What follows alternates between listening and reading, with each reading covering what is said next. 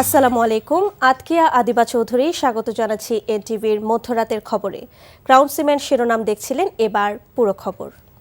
জুলাই যোদ্ধা ও ইনকিলাব মঞ্চের মুখপাত্র শরীফ ওসমান বিন হাদি হত্যার বিচার, ভারত থেকে খুনিদের ফিরিয়ে আনা, দেশে ভারতীয় কর্মীদের কাজের অনুমতি বাতিল সহ 4 দফা দাবিতে মার্চ ফর ইনসাফ কর্মসূচি পালন করেছে ইনকিলাব মঞ্চ। মঙ্গলবার সকালে শাহবাগ থেকে শুরু হয়ে এ মার্চ কর্মসূচি সায়েন্স ল্যাব, মোহাম্মদপুর, রায়ের বাজার, মিরপুর ও উত্তরা সহ বিভিন্ন এলাকা প্রদক্ষিণ করে। এইচ.এম. মেহেদী হাসানের রিপোর্ট। ইনকিলাব মঞ্চের মুখপাত্র ও জুলাই যোদ্ধা ওসমান হাদির হত্যার ন্যায় বিচারের সুরাহা হওয়ায় ইনকিলাব মঞ্চের এই মার্চ, যার প্রতিপাদ্য মার্চ ফর ইনসাফ। রাজধানীর শাহবাগ চত্বর থেকে মঙ্গলবার সকাল 11:30টায় শুরু হওয়ায় মার্চে ইনকিলাব মঞ্চের কর্মী ছাড়াও অংশ নেন সাধারণ মানুষ। কর্মসূচি শুরুর আগে আশ্রিত খুনিদের ভারত ফেরত দিতে না চাইলে অন্তর্বর্তী সরকারকে আন্তর্জাতিক আদালতে মামলা করার আহ্বান জানান সংগঠনের সদস্য সচিব। দেশ ছেড়ে পালিয়ে যাওয়া শেখ হাসিনা সহ জুলাই আন্দোলনের বিরোধী শক্তিকে ফেরত না দিলে দেশে কর্মরত ভারতীয় নাগরিকদের কাজের অনুমতি বাতিলেরও দাবি করেন ইনকিলাব মঞ্চের এই নেতা। আমরা চাই যেই ভারত বাংলাদেশের এসব সন্ত্রাসীদেরকে আশ্রয় দিয়েছে তাদেরকে অতি দ্রুত তারা বাংলাদেশে ফেরত পাঠাবে। যদি না পাঠায় তাহলে বাংলাদেশে কর্মরত সকল ভারতীয়দের ওয়ার্ক পারমিট বাতিল করতে হবে। তাহলে ভারতকে কথা শোনানোর জন্য জাতিসংঘ সহ যেই সকল সংস্থাগুলো রয়েছে বাংলাদেশ সরকারের পক্ষ থেকে আন্তর্জাতিক আদালতে ভারতের বিরুদ্ধে মামলা দায়ের করতে হবে। পরে 10টি পিকআপ ভ্যানে মার্চ রাজধানীর সায়েন্স ল্যাব, মোহাম্মদপুর, রায়ের বাজার, মিরপুর 10 হয়ে বিকেলে উত্তরায় এসে পৌঁছয়। প্রতি পয়েন্টে 4 দফার সমর্থনে সংক্ষিপ্ত বক্তৃতা করা হয়। কর্মসূচিতে অংশ নেওয়া ব্যক্তিরা জানান, যে কোনো মূল্যে 4 দফা দাবি আদায়ে মাঠে থাকবেন তারা। আমরা বিচার নিয়ে ছাড়বো, আর যদি এই বিচার না হয় আমরা আরো কঠিন আন্দোলনের দিকে যাবো ইনশাল্লাহ। সর্বশেষ যতক্ষণ পর্যন্ত একটা অন্যায়ও থাকবে ততক্ষণ পর্যন্ত আমরা মাঠে থাকবো ইনশাল্লাহ। আমাদের যতক্ষণ পর্যন্ত দাবি আদায় না হচ্ছে আমরা ততক্ষণ কর্মসূচি যেটা আছে এটা চলমান থাকবে। সন্ধ্যায় বসুন্ধরা, বাড্ডা, রামপুরা, যাত্রাবাড়ি হয়ে শাহবাগ পর্যন্ত এ কর্মসূচি পালন করে ইনকিলাব মঞ্চ। এইচ.এম. মেহেদী হাসান, এনটিভি নিউজ, ঢাকা। বিএনপির ভারপ্রাপ্ত চেয়ারম্যান তারেক রহমানের সঙ্গে সাক্ষাৎ করেছেন ইউরোপীয় ইউনিয়নের একটি প্রতিনিধি দল। এ সময় তারেক রহমান তাদেরকে জানান, ঘোষিত সময়ে শান্তিপূর্ণ পরিবেশে নির্বাচন হবে বলে মনে করে বিএনপি। নির্বাচন পরবর্তীতে দেশের উন্নয়নে ইইউর সহযোগিতাও চান তিনি। হাসান মাহমুদের রিপোর্ট। ইউরোপীয় ইউনিয়নের রাষ্ট্রদূত মাইকেল মিলারের নেতৃত্বে একটি প্রতিনিধি দল বিএনপি চেয়ারপারসনের গুলশান কার্যালয়ে আসেন দলটির ভারপ্রাপ্ত চেয়ারম্যান তারেক রহমানের সাথে সাক্ষাৎ করতে।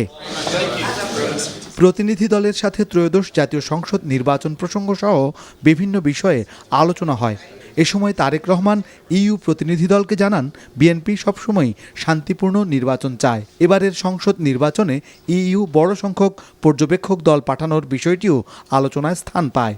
নির্বাচনের পর বাংলাদেশের উন্নয়নে ইউরোপীয় ইউনিয়নের সহযোগিতা চান তারেক রহমান।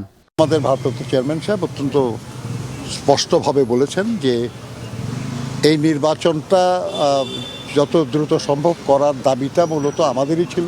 বিগত কয়েকটা নির্বাচনে ইউরোপিয়ান ইউনিয়ন কোনো পর্যবেক্ষক পাঠায় নাই। এই নির্বাচনটা অবাধ, সুষ্ঠু হবে, শান্তিপূর্ণ হবে এবং জনগণের আকাঙ্ক্ষা এখানে প্রকাশিত হবে, এইটা ধারণা করেই ইউরোপিয়ান ইউনিয়ন এবার একটা বড় নির্বাচনী পর্যবেক্ষক দল পাঠাচ্ছে। কাজেই আমরা মনে করি যে এর মাধ্যমে ইউরোপিয়ান ইউনিয়নের সমর্থনই ব্যক্ত হয়েছে। এর আগে ভোটারদের সমস্যা চিহ্নিত করে সে অনুযায়ী অঙ্গীকার প্রস্তুত করতে ঢাকা 17 আসনের বনানী থানার নেতাকর্মীদের সাথে বৈঠক করেন বিএনপির ভারপ্রাপ্ত চেয়ারম্যান তারেক রহমান। নেতাকর্মীরা যেই সমস্যাগুলো ওনার কাছে দিয়েছেন, অর্থাৎ ভোটারদের কাছ থেকে, সেগুলো ইশতেহার আকারে এটি প্রকাশ করা হবে এবং যাবতীয় সকল সমস্যা সমাধান করা হবে। সংসদ নির্বাচনে ঢাকা 17 আসন থেকে বিএনপির হয়ে প্রতিদ্বন্দ্বিতা করছেন তারেক রহমান। Hasan Mahmud, NTV news, Dhaka.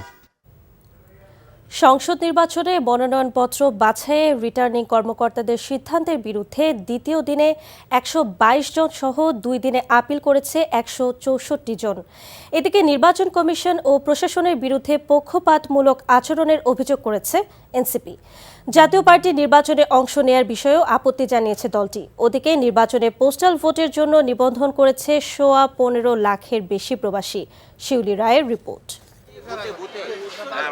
মনোনয়নপত্রে যাচাই বাছাইয়ের প্রাথমিক বৈতরণী পার হতে না পারা প্রার্থীদের ভিড় এখন আগারগাঁও নির্বাচন ভবনে। রিটার্নিং কর্মকর্তাদের সিদ্ধান্তে যাদের প্রার্থিতা বাতিল হয়েছে নির্বাচনী দৌড়ে টিকে থাকতে তারা এখন আইনি লড়াইয়ে। প্রথম 2 দিনে ১৬৪ জন প্রার্থী তাদের প্রার্থিতা ফিরে পেতে আবেদন জমা দিয়েছেন। হলফনামায় ভুল, ঋণ খেলাপি ও সমর্থকদের স্বাক্ষরে গরমিল এমন নানা অভিযোগে বাদ পড়া প্রার্থীরা এখন নির্বাচন কমিশনের আপিল এজলাসে ন্যায় বিচারের প্রতীক্ষায়। ওনার নামে একটা অজ্ঞাত মামলা হয়েছে মিরপুর মডেল থানায়।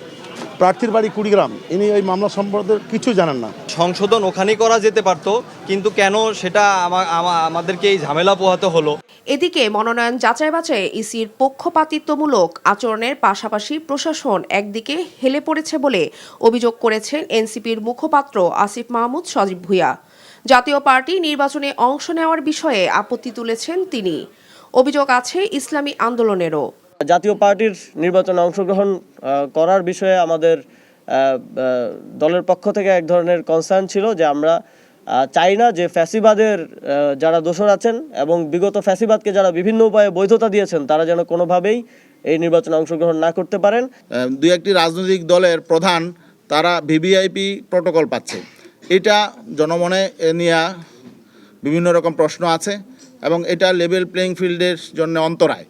চট্টগ্রামে আইন শৃঙ্খলা রক্ষাকারী সেলের সাথে মতবিনিময় সভায় নির্বাচন কমিশনার আবু ফজল মোহাম্মদ সানাউল্লাহ জানান, লুণ্ঠিত অস্ত্রের প্রায় 15%ই এখনও উদ্ধার হয়নি, তা অবিলম্বে উদ্ধার করতে হবে। একই সাথে পার্শ্ববর্তী দেশ থেকে কোনো অবস্থাতেই দেশে অস্ত্র প্রবেশ করতে না পারে সেই ব্যাপারে আইন শৃঙ্খলা রক্ষাকারী বাহিনীকে কঠোর ব্যবস্থা নেওয়ার নির্দেশ দেন তিনি। এখনো আনুমানিক 15% অস্ত্র কিন্তু উদ্ধার করা সম্ভব হয় না, এগুলো খুঁজে পেতে হবে। যারা এগুলো নিয়েছে তাদেরকে চিহ্নিত করতে পারছেন এবং উদ্ধার করতে পারছেন, তাহলে মানুষের মাঝে আস্থা বৃদ্ধি পাবে। নির্বাচনের আগে কক্সবাজারে রোহিঙ্গা ক্যাম্প ও সীমান্ত সিল করে দেওয়া হবে জানিয়ে কমিশনার সানাউল্লাহ আরও বলেন, রোহিঙ্গাদের অবাধ চলাফেরার ব্যাপারে ব্যবস্থা নিতে হবে। নির্বাচনকে সামনে রেখে রোহিঙ্গা ক্যাম্প অবশ্যই আমাদেরকে সিল করতে হবে এবং বর্ডারকে সিল করে দিতে হবে। এদিকে গণভোট ও ত্রয়োদশ জাতীয় সংসদ নির্বাচনে পোস্টাল ভোটের জন্য সোমবার শেষ দিন পর্যন্ত নিবন্ধন করেছেন 15,33,682 জন প্রবাসী ভোটার, যাদের মধ্যে শীর্ষে রয়েছে সৌদি প্রবাসীরা। শিউলি রায়, এনটিভি নিউজ, ঢাকা। দীর্ঘ অপেক্ষার পর প্রথমবারের মতো অনুষ্ঠিত হলো জগন্নাথ বিশ্ববিদ্যালয় কেন্দ্রীয় ছাত্র ও হল সংসদ নির্বাচন। ভোট উৎসব শেষে মঙ্গলবার সন্ধ্যায় গণনা শুরু হলেও তা স্থগিত হয়ে যায় মাত্র 10 মিনিটের মাথায়। কয়েক ঘন্টা সময় নিয়ে পরে রাত 12টায় ফের শুরু হয় গণনা। দীর্ঘদিন পর নির্বাচন হওয়ায় উচ্ছ্বসিত শিক্ষার্থীরা। যদিও নির্বাচন ঘিরে প্রার্থীরা দফায় দফায় সংবাদ সম্মেলন, অনিয়ম ও পাল্টাপাল্টির অভিযোগ করেছেন। জুবায়ের প্রধানের রিপোর্ট। 2005 সালে বিশ্ববিদ্যালয়ে রূপান্তরের পর 2 দশক পেরোলেও জগন্নাথ বিশ্ববিদ্যালয়ে এবারই প্রথম অনুষ্ঠিত হলো ছাত্র সংসদ নির্বাচন। সবশেষ নির্বাচন হয়েছিল 1987 সালে, তখন প্রতিষ্ঠানটি ছিল জগন্নাথ কলেজ। তাই ছাত্র সংসদ নির্বাচনের এই ঐতিহাসিক মুহূর্তের সাক্ষী হতে শীতের দাপট উপেক্ষা করেই ভোর থেকে ক্যাম্পাসে জড়ো হন শিক্ষার্থীরা।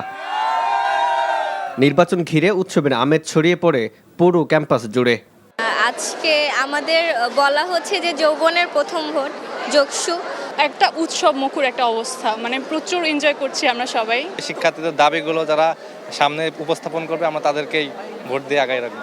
নির্বাচনে ছাত্রদল ও ছাত্র শিবির সমর্থিত প্যানেল সহ মোট 4টি প্যানেল এবং স্বতন্ত্র প্রার্থীরা অংশ নেন।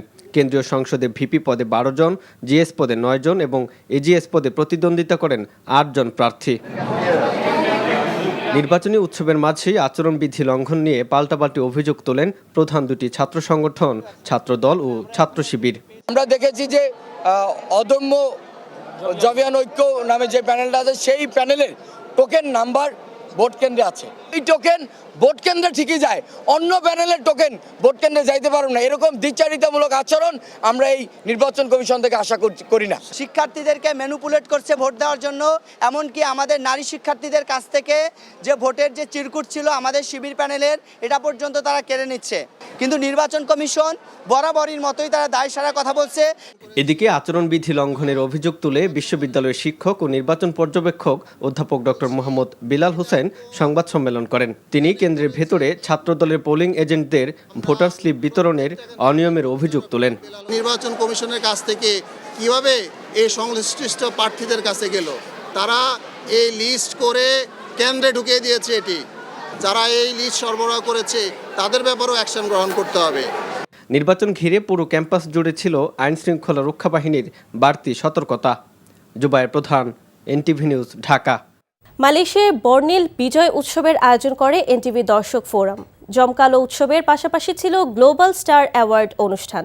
মালয়েশিয়া থেকে কায়সার হামিদ হান্নানের পাঠানো রিপোর্ট। জাতীয় সঙ্গীত যখন বিদেশের মাটিতে গাওয়া হয় তখন এক অন্যরকম আবেগ অনুভূতির প্রকাশ দেখা যায়। তাই দেখা গেল মালয়েশিয়ায় এনটিভির বিজয় উৎসব ও গ্লোবাল স্টার অ্যাওয়ার্ড অনুষ্ঠানে। কুয়ালালামপুরের হোটেল জি টাওয়ারে বর্ণিল আয়োজনের সার্বিক তত্ত্বাবধান করেন এনটিভির স্টাফ করেসপন্ডেন্ট কায়সার হামিদ হান্নান। যৌথভাবে সঞ্চালনা করেন আন্তর্জাতিক ইসলামী বিশ্ববিদ্যালয়ের শিক্ষার্থী মোহাম্মদ জুবায়ের হোসেন ও প্রোগ্রাম সমন্বয়কারী শেখ জারিন মুনিয়াত। প্রধান অতিথি ছিলেন মালয়েশিয়ার সেনেট সদস্য ডক্টর জুফিত্রি বিন জোহা। এনটিভি ভিউয়ার্স ফোরামকে অনেক অনেক অনেক ধন্যবাদ। আমি আজকে এই প্রোগ্রাম কোঅর্ডিনেটরের একজন। খুবই অ্যামেজিং যে প্রবাসে যারা মালয়েশিয়াতে যারা বাঙালি আছি তাদের জন্য একটা ভালো মিলমেলা জায়গা এনটিভি। বিশাল একটা জায়গা দর্শকদের মনে জায়গা করে নিয়েছে এনটিভি দর্শক ফোরাম মালয়েশিয়া। আমরা এখানে বাঙালি হিসেবে বিদেশের মাটিতে বসে বিজয় দিবস উদযাপন করতে পারছি, এই জন্য এনটিভিকে এবং এনটিভির করেসপন্ডেন্ট কায়সার হামিদ হান্নান ভাইকে অনেক অনেক ধন্যবাদ। দিবসে এনটিভি মালয়েশিয়ার উৎসবে এসে খুব আনন্দিত। বিদেশে বাংলাদেশি স্বাদ নেওয়ার জন্য বিজয় দিবসের সবাইকে বিজয়ের শুভেচ্ছা। এনটিভির উৎসবে বিভিন্ন ক্যাটাগরিতে গ্লোবাল স্টার অ্যাওয়ার্ড লাভ করেন অভিনেত্রী তানহা তাসনিয়া, ক্যামেলিয়া সুমি, মডেল শ্রেয়সী শ্রেয়া, অনন্যা আফরিন সহ ৩৫ জন। শিল্পীদের হাতে পুরস্কার তুলে দেন আন্তর্জাতিক ইসলামিক বিশ্ববিদ্যালয়ের assistant professor doctor Mohammad Mohiuddin Mohi, বিশিষ্ট ব্যবসায়ী মিনহাজ মণ্ডল। আমার কাছে মনে হচ্ছে না যে আমি বাংলাদেশের বাইরে এসেছি, আমার কাছে কেন যেন মনে হচ্ছে আমার বাংলাতেই আমি আছি। এখানে যারা অর্গানাইজেশনে ছিল এনটিভিকেও অনেক বেশি ধন্যবাদ। অ্যাওয়ার্ড পাওয়া বা সম্মাননা পাওয়া সবসময় অনেক বেশি সুখকর, অনেক ভালো লাগে। আর সেটা যদি হয়ে থাকে দেশের বাইরে এত বড় অঙ্গনে, সেটা আরো বেশি ভালো লাগে। এই বিজয় উৎসবটা আমরা সব বাঙালি এবং মালয়েশিয়া প্রবাসী সকলে একসাথে আমরা পালন করছি। অনেক হ্যাপি আমরা সবাই। এনটিভির উৎসবে স্বাধীনতা যুদ্ধ, জুলাই বিপ্লবে শহীদ হওয়া এবং শহীদ ওসমান হাদির আত্মার মাগফিরাত কামনায় দোয়া করা হয়। NTV international desk.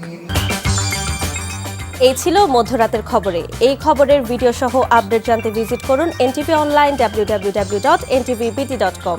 এছাড়াও এনটিভির জনপ্রিয় সব অনুষ্ঠান ও খবরের আপডেট জানতে ভিজিট করুন আমাদের ইউটিউব ও ভেরিফাইড ফেসবুক পেজ। এতক্ষণ সাথে থাকার জন্য ধন্যবাদ সবাইকে।